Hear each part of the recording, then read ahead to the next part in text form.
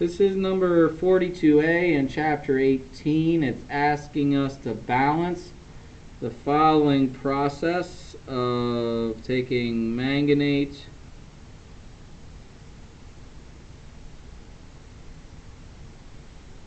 plus bromide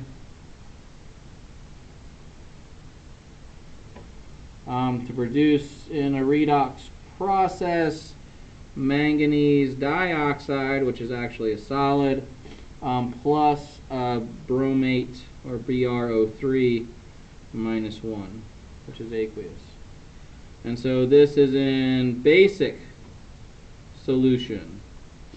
So this is a little bit different than our method for figuring out how to balance a redox equilibrium in acid solution. There's an extra step that we have to keep in mind. But most of the steps are the same in the sense that the first thing to do is realize what is being oxidized, what is being reduced. And so our manganese here is going to have to be +7 since our oxygens are +2, and there are 4 of them there. Again, we need to have the difference equal to the charge on the molecule. So our manganese is +7, our bromine is -1. We go to our manganese dioxide. We're going to have -4 for the oxygen contribution. That means manganese must be +4. If we go to the bromate, our oxygens must have a total of -6. And so that means that our bromine is actually +5 to give us that -1 charge. So the manganese, or the manganate, is going from MnO4 to MnO2. We're going from a +7 oxidation number to a +4, and so that would be our reduction. Our bromine atom is going from bromide to bromate.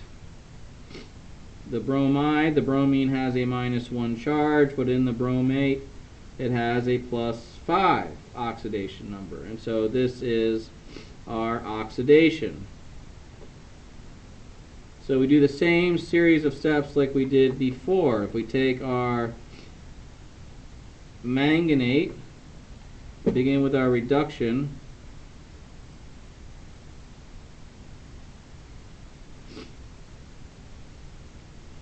Right, the first step is to balance out the atoms. Manganese is balanced.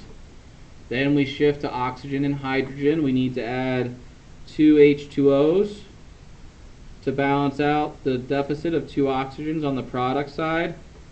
And now we add 4 protons to the left side, to the starting material side, to balance out our hydrogens. Here's where it's different, right? Here's where the fact that it's in basic solution is where we need to now add hydroxides to both sides. And we add hydroxides in the same quantity that we had protons. And so essentially what we're saying is that even though we are using protons to balance out the redox reaction, we have to realize that we are in a basic solution. And so if we are in base, that means that this H plus would be neutralized by hydroxide.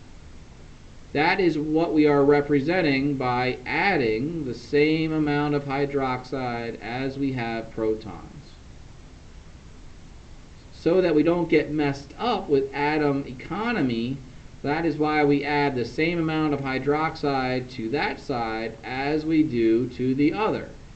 So we added the same amount of oxygen and hydrogen on both sides, and so that balancing of the reaction with regards to atoms is the same.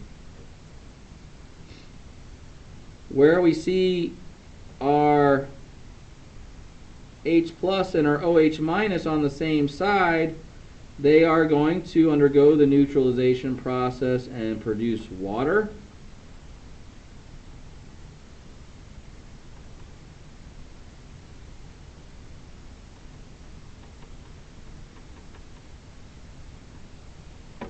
And since we have 2 waters on the left, 2 waters on the right and 4 waters on the left, this then simplifies to give us 2 H2Os plus our manganate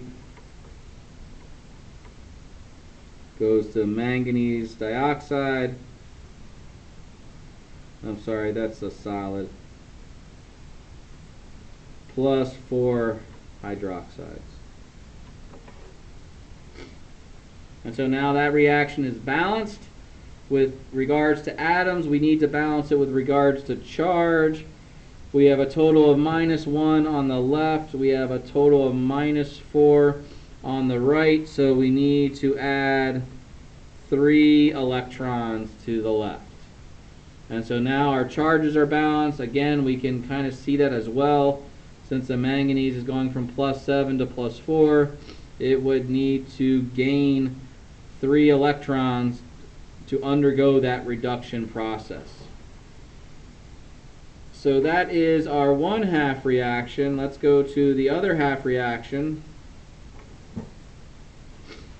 We have our Br and our BrO3. And so just to take it quickly to an extra step here, right, we would add 3 H2Os to the left to balance out the 3 oxygens we have on the right. We would then add 6 protons to the right to balance out the hydrogens we added by the water. Now that we are in base, we need to add those 6 hydroxides to both sides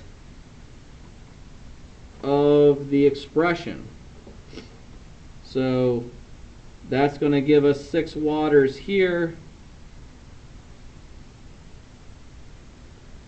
And so that's then going to help cancel out our 3 H2Os over here. So if we then look at what we have, we would have 6 hydroxides plus our bromide goes to bromate plus 3 H2Os. And so now that reaction is balanced with atoms. Now let's look at charge. We have a -7 on the left. We have a -1 on the right. And so we would need to lose 6 electrons in that process. If we go back to the oxidation half reaction, we get confirmation of that. Since the bromine is going from -1 to +5, it would need to lose 6 electrons to undergo that process.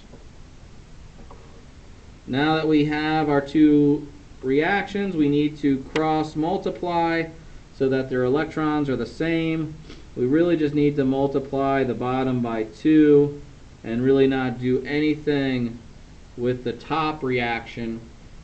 When we add all these up, see if I can fit it all in here, we have 6 hydroxides plus bromide plus our 3 electrons. Oh, I'm sorry, we have to multiply that by 2. So that would be 6 electrons plus 4 H2Os plus 2 manganates is in a redox equilibrium process to form bromate plus 3 H2Os plus 6 electrons plus 2 manganese dioxides, and then lastly plus 8 hydroxides. So I know that's a lot of information written in that small space there. So let's now come back up and start to simplify the whole process, right, again by seeing what we have on the left and on the right. And so we have, the first place to go would be electrons. That's why we did the cross multiplication. So that gives us confirmation we did that correctly by having the same number of electrons. Our 6 hydroxides gets canceled out, and our 8 goes to 2 for our hydroxides on the right. We have 3 waters on the right, 4 on the left, so that's going to go to 1. And I think that about does it. So we would have our overall process be bromide plus water plus 2 manganetes is in a redox equilibrium process with bromite and 2 manganese dioxides. Actually, let's go back a little bit further. I have a little bit more space here. Plus 2 manganese dioxides plus 2 hydroxides. And so I've just taken this long process here and then got rid of the stuff that canceled out. And we should be balanced. And so one last step is to look at charge. And if we have a balancing of charge, we have a total of -3 on the left. We have a total of -3 also on the right. So it's balanced by charge as well. And so that is the answer to number 42A. Here, the big difference here is realizing that we're in basic media and we have to do that hydroxide step, which we don't need to do if it would be in acidic media.